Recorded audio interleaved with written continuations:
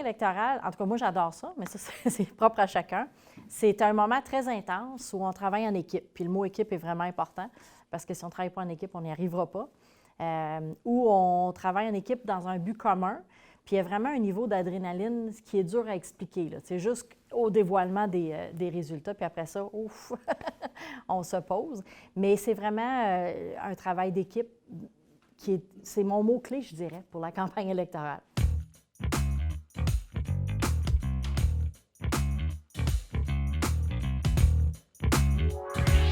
Le plus important dans une campagne, c'est le vouloir, je pense.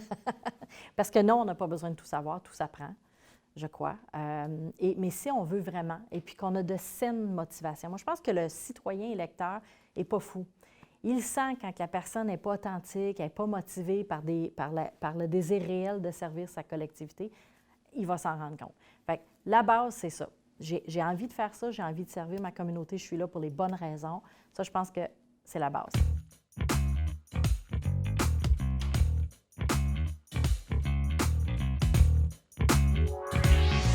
Bien, le recrutement d'équipe électorale, d'abord, il faut avoir confiance à 100 aux gens qu'on a avec nous.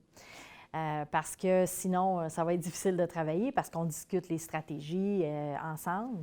Puis on ne veut pas qu'il y ait des choses qui se rendent dans les médias avant qu'on ait bien articulé le message. Alors, il faut avoir des gens de confiance. Évidemment, je m'entourais d'abord de gens de qui je suis déjà très proche, mais j'ai aussi eu de belles surprises. Tu sais, des gens qui spontanément sont venus vers moi pour dire « Hey, j'aimerais ça, moi, travailler dans ton équipe électorale. » Je donne un exemple, la commission jeunesse, les jeunes qui viennent de vivre une expérience extraordinaire à la municipalité, bien, il y en a après ça qui ont dit « Hey, moi, j'aimerais ça vivre l'expérience d'une campagne. » Bien, parfait, viens-t'en, je vais te faire vivre ça. Tu sais. Donc, il y a aussi des belles découvertes qu'on fait en cours de route, des gens qui ont envie de... Puis il y a comme deux niveaux, je dirais, d'équipe. Il y a l'équipe hautement stratégique qui doit être plus restreinte, à mon avis. Puis après ça, il y a tous les bénévoles qui peuvent donner un coup de main. Et là, bien, ça dépend. Il n'y a pas de limite, finalement.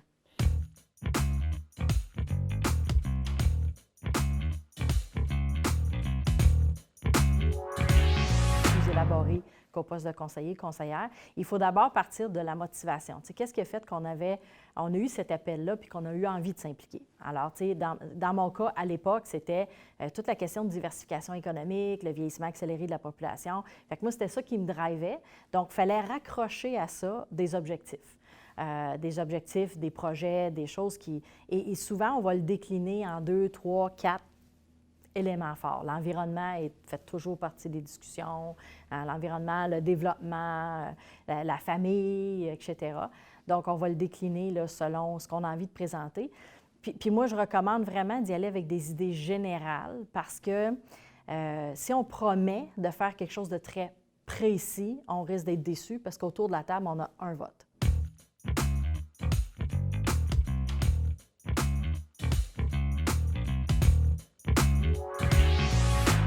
C'était quel monde fascinant. et chaque film de com va vous arriver avec des stratégies différentes. Hein.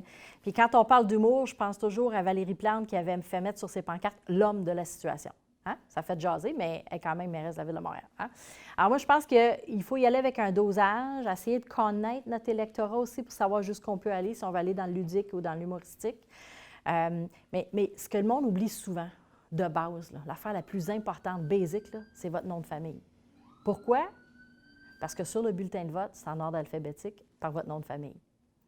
Quand je vois des pancartes avec le prénom en gros, je me dis « erreur numéro 1 ». Mais il y a tellement de façons différentes de se promouvoir pendant une campagne électorale.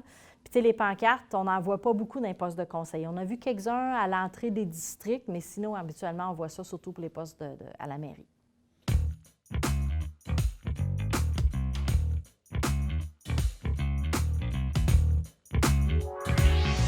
Bien, pour bien connaître le district qu'on veut représenter ou même la ville, je pense, bien, d'abord, quand on l'habite, on a déjà une bonne idée, mais quand on est à l'écoute puis proche des gens aussi, hein, on peut ramasser beaucoup d'idées. Mais d'abord, moi, je suggérais d'aller sur le site de la municipalité.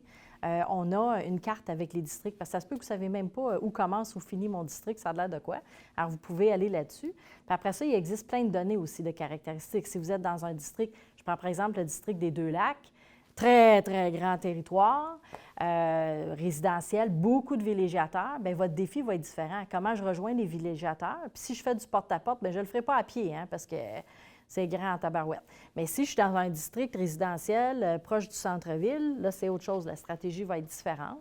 Fait que je pense que ça serait la base. Puis de s'assurer que les gens dans notre équipe aussi ont une bonne lecture du terrain.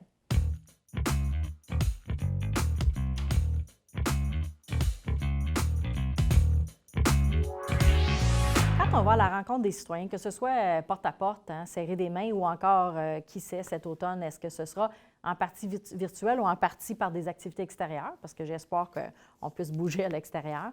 On va chercher, bien, on se fait connaître d'une part. On va chercher aussi le pouls des gens. Souvent, les gens vont nous dire « Ah, il y a telle affaire dans le quartier puis on note, tu sais, c'est des choses qu'on va vouloir régler. Et on a habituellement, moi, je n'allais jamais à la rencontre des gens toute seule. J'étais toujours accompagnée parce qu'on essaie aussi de déterminer est-ce que l'électeur est plus favorable à ma candidature ou pas. C'est là qu'on parle de pointage. Alors, dépendamment de comment on travaille nos choses, moi, j'ai aussi fait faire des sondages téléphoniques pour savoir si je pouvais compter sur l'appui des gens, pour être capable d'avoir une idée de, bien, je me situe comment au niveau du choix des électeurs.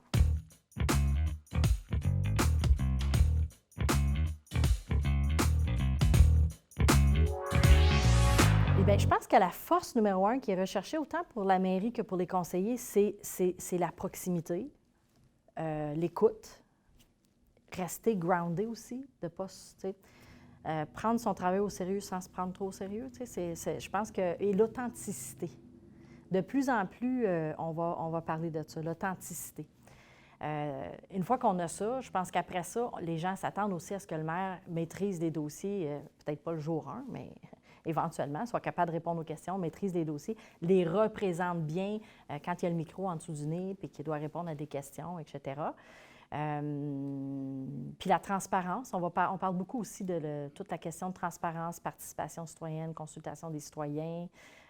Donc, un candidat qui dit qu'il veut faire avec et pour, d'après moi, il y a un pas en avant dans la bonne direction.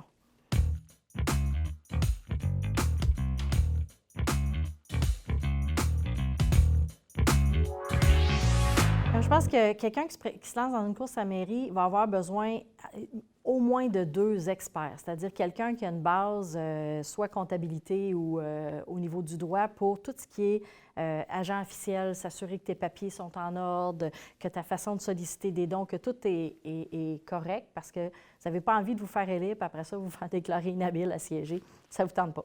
Alors, ça prend quelqu'un en qui vous avez confiance. Moi, j'avais toujours un avocat qui s'occupait de ce bout-là.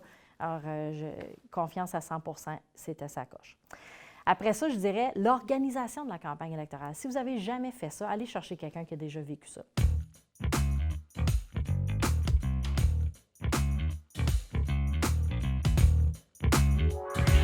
Je pense que le meilleur moment pour annoncer qu'on s'en va en campagne, c'est au printemps. C'est là. C'est juin, ça, c'est à peu près le meilleur moment.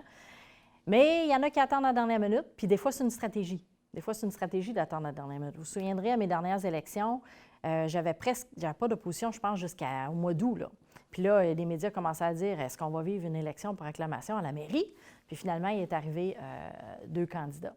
Donc, moi, je pense que le meilleur moment, c'est au printemps pour l'annoncer, mais pas tout de suite commencer de façon intensive sa campagne électorale, mais annoncer ses intentions, commencer à aller chercher nos appuis, voir qui a envie de travailler avec nous pour l'organisation de la campagne.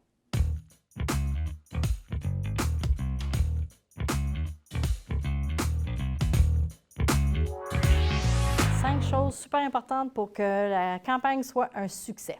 Avoir une équipe, faire confiance à son équipe. Après ça, je dirais s'assurer que nos messages sont clairs puis ont été véhiculés pendant la campagne électorale. Ensuite de ça, bien, une affaire qui est peut-être plate à parler, mais c'est le financement. Ça prend de l'argent pour faire une campagne électorale. À la mairie, on va aller solliciter des dons, puis maintenant, c'est 100 $ par personne, fait que ça en prend ta barouette des dons si tu veux faire 10 000 ou 14 000. Tu peux aussi te faire un prêt, là, mais ça, vous irez vous informer au DGE. Je ne veux pas trop rentrer dans la mécanique, mais ça, c'est important. Puis c'est un bout qui n'est pas super facile, tu sais. Je dirais d'avoir tout donné ce que tu avais à donner puis d'être sur le terrain. C'est vraiment ça. Parce que j'en ai vu, moi, qui ont... Puis vous pourriez poser des questions des gens qui ont passé leurs élections qui ont dit « Ah, j'aurais peut-être dû faire plus de porte-à-porte. »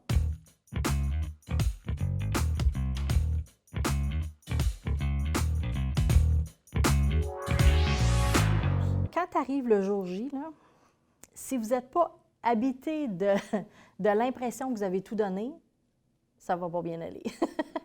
Moi, je pense que quand j'arrivais au jour J, je savais que j'avais tout donné. J'avais tout fait en mon pouvoir pour aller à la rencontre de l'électeur puis de convaincre l'électeur que j'étais la meilleure personne. Parce que rendu au jour J, il est un peu tard. Il y a certains gestes qu'on peut poser, là, la journée des élections, mais sinon, il faut vraiment... Donc, c'est pour ça que ce mois et demi-là, qui est officiellement la campagne, là, et c'est plus que ça, là, qui est très, très, très intense, il faut vraiment, même le soir que ça ne nous tente pas de sortir, qu'on est fatigué, que les enfants sont fatigués, il faut sortir, il faut toujours, il faut aller, il faut faire tout ce qu'on a à faire parce que sinon, le jour J, on va le regretter.